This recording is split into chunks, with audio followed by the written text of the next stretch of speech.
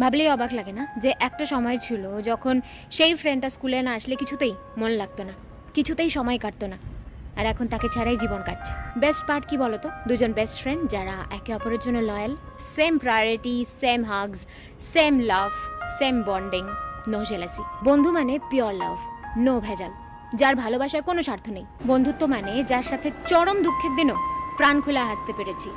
বন্ধুত্ব মানে যার সাথে খারাপ সময় অতটাও খারাপ কাটেনি। বন্ধুত্ব হোক এমন যে নতুন কাউকে পেয়ে পুরনো বন্ধুকে ভুলে যাবে না। বন্ধুত্ব হোক এমন যে বলবে ভাই তুই টেনশন করিস না, আমি কিছু একটা জোগাড় করছি। বন্ধুত্ব হোক এমন যে বলবে তুই টিউশন না গেলে আমিও যাবো না, তুই কলেজ ট্রিপে যাবি না তাহলে আমিও যাবো না, আমি একা গিয়ে কি করবো। বন্ধুত্ব এমন ভাবে করো যে লোকে তোমায় একা দেখলে জিজ্ঞেস করবে যে আরেকজন কই, তোর পার্টনার কোথায়। আমার বেস্টি মানে শুধুমাত্র আমার বেস্টি, অন্য কারণ না।